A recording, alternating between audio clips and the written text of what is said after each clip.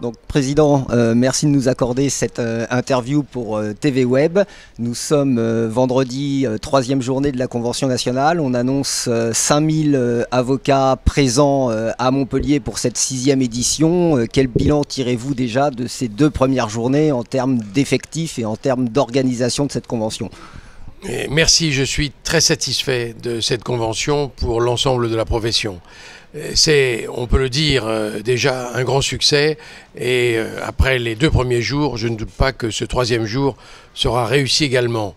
Non seulement il y a beaucoup de monde, mais il y a une ambiance extraordinaire, une ambiance de travail, une ambiance conviviale. Les confrères sont heureux de se rencontrer et tant les sessions plénières que les ateliers thématiques sont pleins de confrères enthousiastes pour le développement de la profession. Vraiment, je suis très content de cette convention de Montpellier. Alors, il y a une particularité de cette 6e édition qui est une forte délégation étrangère. Pouvez-vous nous en dire un peu plus sur la composition de cette délégation et l'importance de la présence étrangère à cette manifestation nationale ? Il est vrai que les étrangers eux-mêmes sont contents, j'en ai rencontré plusieurs et j'ai participé à un atelier avec eux. Il y a une grande délégation du CCBE, le Conseil des barreaux européens, mais aussi des confrères qui viennent de pays très lointains, d'Iran, d'Afghanistan, d'Arménie, de pays africains bien sûr, d'autres pays européens. Et cette présence étrangère est la bienvenue parce qu'elle montre que le rôle du Conseil national des barreaux ne se limite pas à l'action nationale, mais a véritablement maintenant une présence internationale. Et il y a des événements spécifiques pour les étrangers, mais aussi la présence des étrangers dans les autres événements français. C'est une réussite cette année aussi, c'est très bien. Donc la Convention nationale, au-delà de cette mobilisation, c'est aussi un moment politique de la profession. On a entendu la ministre de la Justice, Christiane Taubira, hier. Quels éléments vous retenez de son discours, sachant que vous avez appelé au nom de la profession, la ministre, à vous défendre et à défendre effectivement les avocats face aux attaques dont ils font face aujourd'hui sur des projets du gouvernement? C'est vrai, mais vous savez, avec Christiane Taubira, c'est toujours à la fois merveilleux et un peu difficile.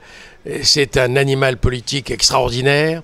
Elle nous a fait un merveilleux discours. Et alors que l'on pouvait craindre peut-être des réactions négatives, elle s'est bien sûr fait applaudir fortement à l'issue de ses propos. En réalité, il y avait 2 problématiques en cause, l'aide juridictionnelle et le problème Macron. Sur l'aide juridictionnelle, le grand débat est celui de la participation éventuelle des avocats au financement. Pour l'instant, les positions sont assez tranchées, mais on sent peut-être des amorces d'évolution. Sur la loi Macron, alors oui, effectivement, je lui ai dit clairement, Madame la ministre, défendez-nous. Pourquoi ? Parce que l'on sait que ce projet émane de Bercy, alors que ce qui touche aux professions réglementées de nature juridique, ça doit venir de la place Vendôme, de son ministère. Elle-même d'ailleurs a eu des paroles presque délicates à l'égard du jeune ministre Macron, mais en tous les cas, je pense qu'elle a compris que nous cherchons son appui et qu'elle nous le donnera si, surtout, nous élaborons avec elle un contre-projet. Car il faut que notre profession puisse évoluer, mais peut-être pas comme M. Macron l'a prévu. Très bien. Donc la ministre a répondu sur le thème effectivement d'une opposition systématique des avocats en vous disant vous ne pouvez pas toujours dire non. Il y a un moment donné, il faut que la profession prenne ses responsabilités et fasse des propositions pour évoluer également, aussi bien sur le terrain de l'aide juridictionnelle que sur celui de la postulation territoriale, puisqu'elle a même proposé à la profession d'instaurer une postulation au niveau du ressort de la Cour d'appel. Quelles vont être maintenant les décisions qui vont être prises et dans quel délai? Les décisions qui seront prises, je ne peux pas déjà les indiquer. En revanche, ce que je peux vous dire, c'est que dès lundi matin, j'aurai un contact avec le ministère et j'espère avoir un rendez-vous dès lundi après-midi. Il faut que nous puissions travailler, négocier et avancer vers les solutions sans tarder. Je me fixe à moi-même l'objectif d'avancer considérablement, voire de réussir sur au moins l'un des deux thèmes avant la fin de l'année, puisqu'après il y aura le début d'une prochaine mandature. Par conséquent, il faut mettre sur la table les problèmes et voir sur quoi nous pouvons avancer. Je suis sûr que nous pouvons avancer. Je l'ai senti hier soir aussi, en circulant parmi tous les confrères, que assuré d'une parole forte du CNB, d'une représentation unitaire, quoi qu'on en dise, et on le dit moins qu'avant, je veux dire, on conteste moins qu'avant le rôle du CNB et on comprend, et je crois que cette convention y a contribué, le rôle du CNB est de représenter la profession. Il va le faire et nous allons discuter avec le ministère.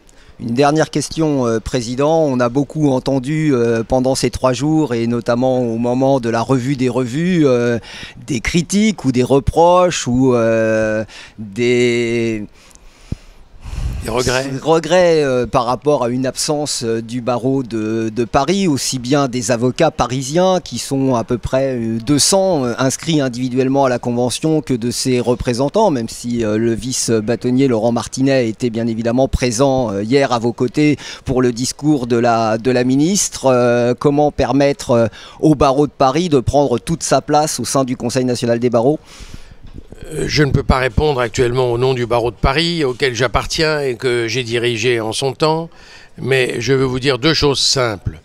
Premièrement, le barreau de Paris a naturellement toute sa place au sein du CNB, un barreau puissant, fort, présent à l'international, qui représente un peu plus de 40% du barreau français, a naturellement sa place au sein du Conseil national des barreaux. Il y a d'ailleurs tous ses représentants.